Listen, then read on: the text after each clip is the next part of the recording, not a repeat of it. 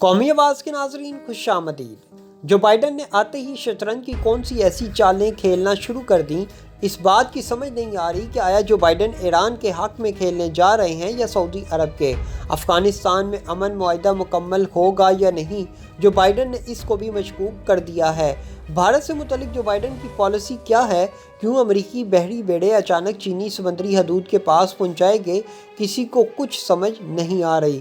آئیے ان سوالات کے جوابات اس ویڈیو میں جاننے کی کوشش کرتے ہیں۔ دوستو، ویڈیو میں آگے بڑھنے سے قبل اگر آپ نے قومی آواز کو ابھی تک سبسکرائب نہیں کیا تو اسے سبسکرائب اور بیل آئیکن پر کلک ضرور کریں، کیونکہ یہ میری اور آپ کی نہیں بلکہ پوری قوم کی آواز ہے۔ امریکی فوج کے ایک اعلیٰ سطح کے وفد نے خطے میں فوج کے توسیع منصوبے کے حصے کے طور پر حال ہی میں سعودی عرب میں بحیرہ احمر اور دوسری بہت سی جگہوں کا دورہ کیا، اور امریکہ سعودی عرب سے اس توسیع منصوبے سے اتفاق کے لیے کہہ بھی سکتے ہیں۔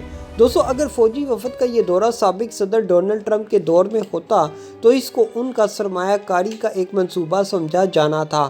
البتہ یہ دورہ ایسے وقت میں کیا گیا ہے جب امریکہ اور سعودی عرب کی مشترکہ فوجی مشقیں بھی جاری ہیں۔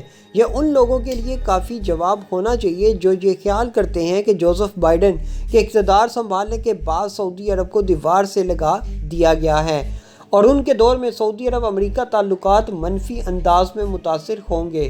دوستو، در حقیقت سعودی عرب اور امریکہ کے تعلقات اس وقت تک زیادہ اہمیت کے حامل رہیں گے جب تک امریکہ کی ترجیحات میں چین سے مسابقت، توانائی، جوہری ہتھیاروں کا عدم پھیلاؤ اور دہشت گردی جیسے امور کو اولویت حاصل رہتی ہے۔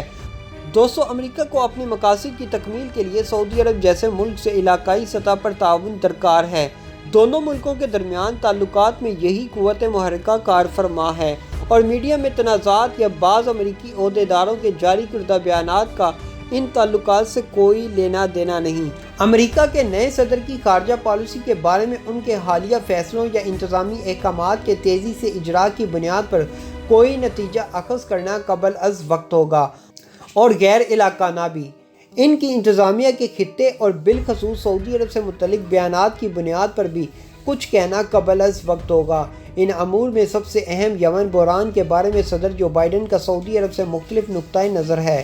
میری رائے میں تو دونوں ملکوں کے درمیان سب سے چیلنج والی فائل کے بارے میں انہیں سب سے پہلے کوئی فیصلہ کرنا چاہیے۔ دوستو، آنے والے مختصر وقت میں ہم دو میں سے کسی ایک چیز کی توقع کر سکتے ہیں۔ یا تو حوثی یمن سے سعودی عرب کے شہروں کو اپنے ڈرون اور میزائل حملوں میں نشانہ بنانے کا سلسلہ بند کر دیں گے، یہ ایک مثبت پیش رفت ہوگی اور یمن میں جاری بحران کے سیاسی حل کی راہ ہموار کرے گی، یا پھر وہ اپنے میزائلوں اور ڈرونز کو سرحد پار بھیجنے کا سلسلہ جاری رکھیں گے۔ اس صورتحال سے نمٹنے کے لیے سعودی عرب اپنے F-15 لڑاکا جیٹ کو جوابی کارروائی کے لیے یمن یا ایران بھی بھیج سکتا ہے۔ مذکورہ بالا دوسری صورت میں اگر حوثی امریکہ کی جنگ بندی کو توڑتے ہیں تو پھر امریکہ کو جنگ میں اپنے وعدے کی پاسداری کے لیے اس کے خلاف حصہ لینا ہوگا، اور سعودی عرب حوثیوں کی جارحیت کے رد عمل میں جوابی کارروائی کرنے کے لیے حق بجانب ہوگا۔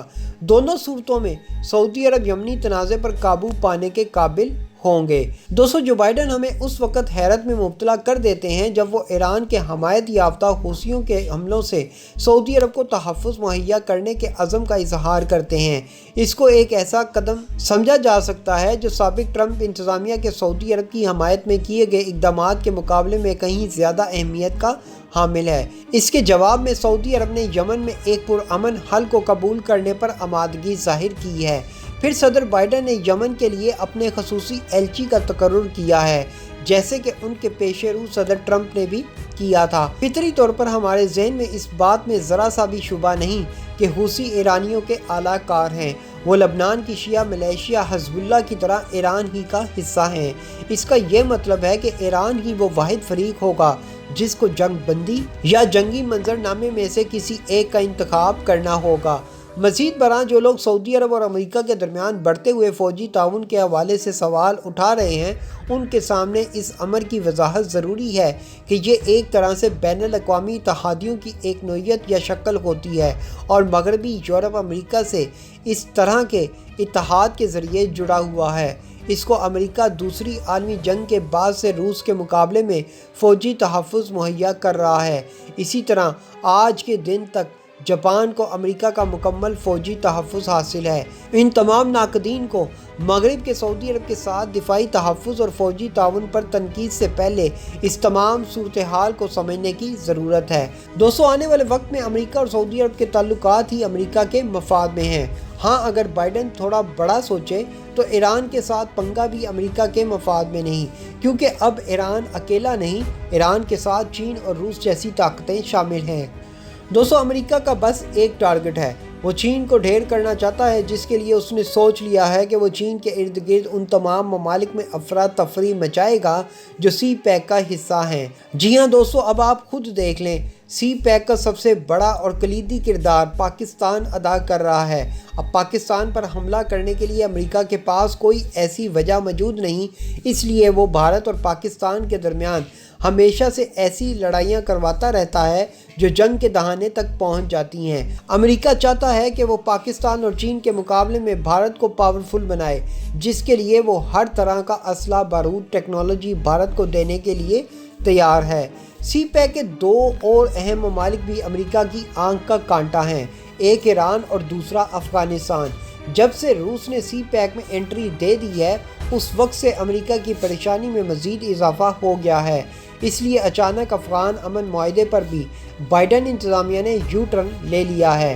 हालांकि अफ़गान तालिबान के साथ अब तो कोई इशू नहीं था, सब कुछ मामूल के मुताबिक हो रहा था, लेकिन यकदम बाइडन ने बाजी पलटी और अफ़गानिस्तान के हालात दोबारा से ख़राब करवाने शुरू कर दिए हैं, सिर्फ़ और सिर्फ इसलिए कि इससे पाकिस्तान को गैर मुस्तहकम किया जा सके, जैसे माजी में भी किया था। अमेरिका का टारगेट है कि वो सी पैक को तबाह करने के लिए उन तमाम ममालिक में तबाही फैला दे जो सी पैक का हिस्सा हैं। इसलिए आने वाले दिनों में आप देखेंगे कि ईरान, तुर्की, चीन, पाकिस्तान और अफ़गानिस्तान के हालात मामूल पर नहीं रहेंगे। इन तमाम ममालिक में कोई ना कोई अफरा तफरी ज़रूर फैलाई जाएगी। ऐसी मज़ीद मालूमाती वीडियोस देखने के लिए कौमी आवाज़ को सब्सक्राइब और बेल आइकॉन पर क्लिक ज़रूर करें, क्योंकि ये मेरी और आपकी नहीं बल्कि पूरी कौम की आवाज़ है।